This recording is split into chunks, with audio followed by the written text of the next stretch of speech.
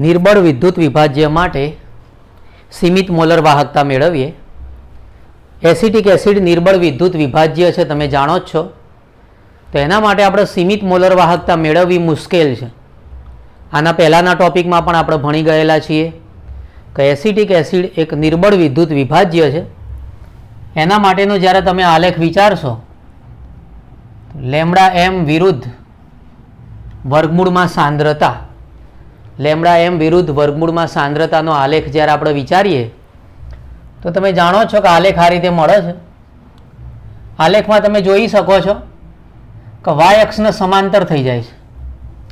આલેખ જે ખરો એ વાય અક્ષને સમાંતર થઈ જાય છે, કેમ કે એસિટિક એસિડ છે એક નિર્બળ એસિડ છે. જે નિર્બળ વિદ્યુત વિભાજ્ય હોય, નિર્બળ વિદ્યુત વિભાજ્ય, એમાં શું થતું હોય કે એમાં જો વધુ સાંદ્રતા લઈએ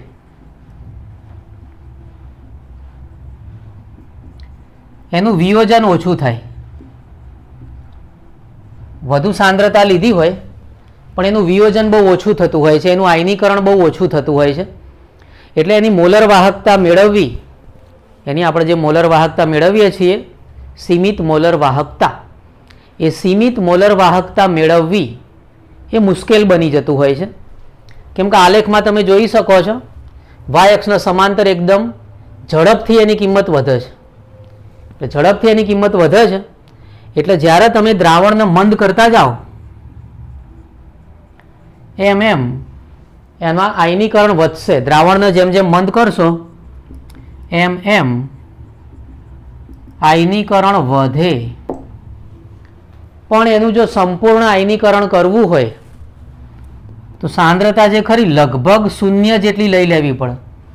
તો સાંદ્રતા લગભગ શૂન્ય જેટલી લઈએ તો એનું સંપૂર્ણ આયનીકરણ થઈ શકે. પણ સાંદ્રતા લગભગ શૂન્ય જેટલી લઈ લઈએ, ધેટ મીન્સ કે બહુ જ પાણી નાખો એમાં, તો એ સાંદ્રતા લગભગ શૂન્ય જેટલી થાય ત્યારે એ સંપૂર્ણ આયનીકરણ પામશે.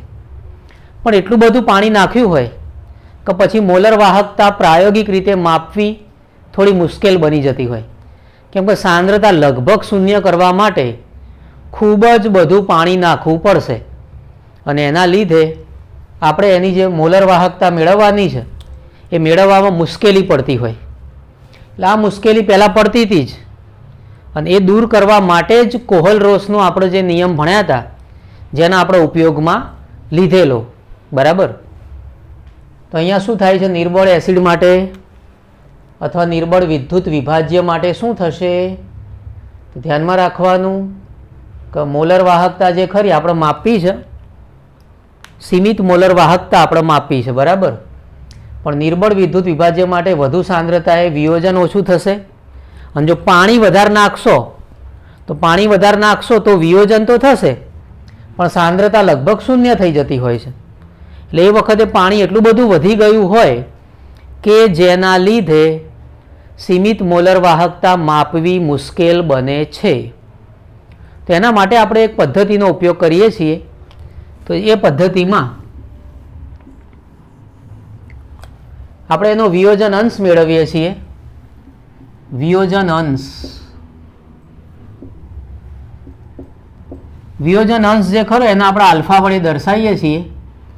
તો વિયોજન અંશ આલ્ફા બરાબર લેમડા એમ અપોન લેમડા 0 એમ થશે.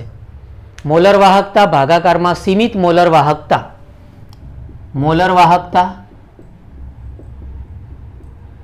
ભાગાકારમાં સીમિત મોલર વાહકતા. ઓકે, તો આ વિયોજન અંશનો આપણે ઉપયોગ કરવાના છીએ. તમે જાણો જ છો કે એસિટિક એસિડ એક નિર્બળ એસિડ છે. તો એસિટિક એસિડ માટે આપણે લખી શકીએ છીએ કે એસિટિક એસિડ એનું પાણીની હાજરીમાં આયનીકરણ કરીશું. પાણીની હાજરીમાં આયનીકરણ કરીએ તો CH3COO- અને H3O+ મળશે. એસિટિક એસિડ પાણી સાથે પ્રક્રિયા કરશે તો એમાંથી એસિટેટ આયન બનશે અને H3O પ્લસ મળશે. ધારો કે વિચારો કે આની શરૂઆતમાં સાંદ્રતા કેટલી છે. ધારો કે શરૂઆતમાં સાંદ્રતા C આપેલી છે. તો પ્રક્રિયકની સાંદ્રતા C આપેલી છે. શરૂઆતમાં તો નિપજો હોય નહીં એટલે ડેશ લખવાનું. ત્યારબાદ ધારો કે આનું વિયોજન થાય છે, તો વિયોજન અંશ જે ખરો એ આલ્ફા છે. વિયોજન અંશ કેટલો છે? આલ્ફા. તો તમે કહી શકો છો કે અમુક સમય બાદ, એટલે કે ધારો કે સંતુલન સમયે શું થયું હશે કે અમુક પ્રક્રિયક વપરાઈ ગયો હશે. અમુક પ્રક્રિયક પ્રક્રિયામાં ભાગ લઈ લેશે, અમુક પ્રક્રિયકનો જથ્થો ઓછો થઈ જશે. તો કેટલો જથ્થો ઓછો થયો હોય તો એ વખતે C સાંદ્રતાનો આલ્ફા જેટલો ભાગ વપરાશે. C સાંદ્રતાનો આલ્ફા જેટલો ભાગ વપરાશે તો અમુક સમય બાદ C સાંદ્રતાનો આલ્ફા જેટલો ભાગ વપરાશે. અને નિપજો તો બનતી હોય છે. નિપજો બનશે C સાંદ્રતાનો આલ્ફા જેટલો ભાગ, H3O પ્લસ પણ બનશે, C સાંદ્રતાનો આલ્ફા જેટલો ભાગ બનશે. બાકી રહેલ સાંદ્રતા કેટલી? તો શરૂઆતમાં C સાંદ્રતા હતી, એમાંથી C ઇન્ટુ આલ્ફા જેટલી સાંદ્રતા વપરાઈ જશે. તો બાકી રહેલો ભાગ થશે C માઇનસ C આલ્ફા. શરૂઆતની સાંદ્રતા C હતી, એમાંથી C ઇન્ટુ આલ્ફા જેટલા ભાગનું આયનીકરણ થઈ ગયું, એટલો ભાગ વપરાઈ ગયો. તો બાકી રહેલો ભાગ થશે C માઇનસ C આલ્ફા. નિપજોમાં તો શાંતિ હોય, કેમ કે જેટલી નિપજ બની હોય એ બધી બાકી જ રહેતી હોય છે.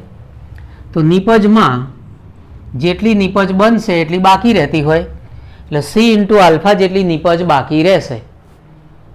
તો આ રીતે આપણને સ્ટેપ મળી ગયું. તો જ બાકી રહેલ સાંદ્રતા જે ખરી એ સંતુલન સમયે, ઓકે, તો આટલી સાંદ્રતા સંતુલન સમયે વપરાતી હોય છે. અને બાકી કેટલી રહી? C minus C alpha, acetate ion માટે C આલ્ફા, H3O પ્લસ માટે C આલ્ફા બાકી રહેશે.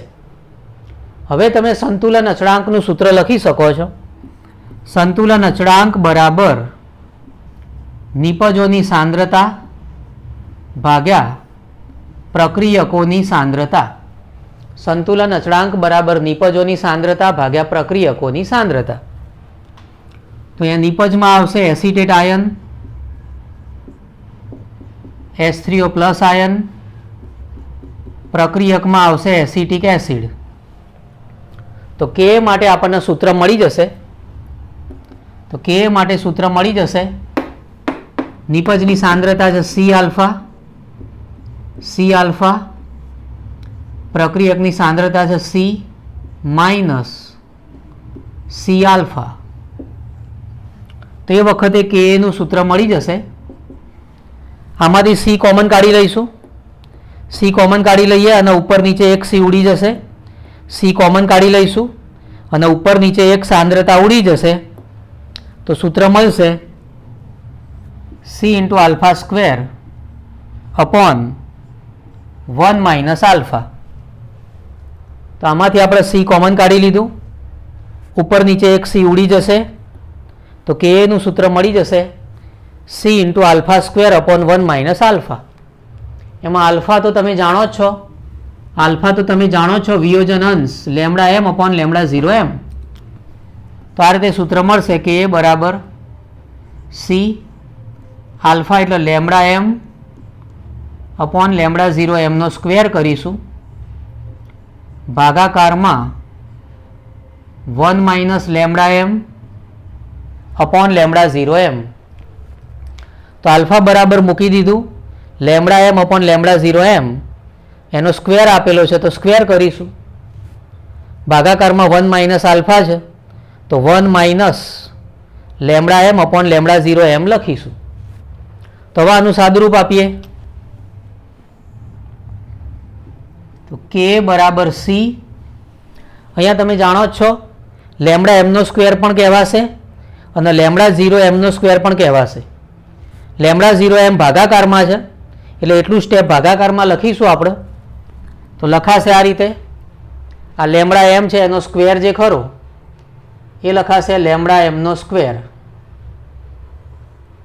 પછી આ લેમડા 0 એમ છે એ ભાગાકારમાં છે તો એનો સ્ક્વેર ભાગાકારમાં લખીશું. લેમડા 0 એમ એનો સ્ક્વેર આપણે ભાગાકારમાં લખીશું. આનું સાદરૂપ આપીએ તો સાદરૂપ તો તમને આવડે જ છે. લેમડા 0 એમ અહીંયા ગુણાઈ જશે. Lambda 0 M minus lambda M upon lambda 0 M. આટલો જે ભાગાકારમાં જે ભાગ છે એનું સાદરૂપ આપણે આપવાનું છે. ભાગાકારમાં આટલો જે ભાગ છે એનું સાદરૂપ આપીશું. તો લેમડા 0 એમ અહીંયા ગુણાઈ જશે તો લખાશે lambda 0 M minus lambda M upon lambda 0 M. Lambda 0 M minus lambda M upon lambda 0 M. એમાંથી આ એક લેમડા 0 એમ અને આ ઉપરનું આ જે એક લેમડા 0 એમ છે ઉડાડી દઈશું. એક એક લેમડા 0 એમ ઉડી જશે. એક એક લેમડા 0 એમ ઉડી જશે તો સૂત્ર મળશે સી લેમડા એમનો સ્ક્વેર લેમડા 0 એમ કૌંસમાં લેમડા 0 એમ માઇનસ લેમડા એમ. તો આ રીતે ફાઇનલ જવાબ આવશે કે બરાબર સી લેમડા એમનો સ્ક્વેર ભાગાકારમાં લેમડા 0 એમ કૌંસમાં લેમડા 0 એમ માઇનસ લેમડા એમ. તો આ સૂત્રનો પણ આપણે ઉપયોગ કરી શકીએ છીએ. સંતુલન અચળાંક જોઈતો હોય તો પણ આપણને મળી જશે કે એ જે ખરો એને કહેવાય સંતુલન અચળાંક. ઓકે, તો સંતુલન અચળાંક આપણને મળી જશે. સૂત્ર છે સી લેમડા એમનો સ્ક્વેર ભાગાકારમાં લેમડા 0 એમ કૌંસમાં લેમડા 0 એમ માઇનસ લેમડા એમ. તો સંતુલન અચળાંક મળી જશે. તો દાખલા માટે ખૂબ જ અગત્યનો ટોપિક છે. 3-4 વાર લખશો ત્યારે જ આવડશે. એટલે 3-4 વાર વ્યવસ્થિત લખજો, પાકો કરી દેજો, કેમ કે આ કેમેસ્ટ્રી છે, ગુજરાતી નથી.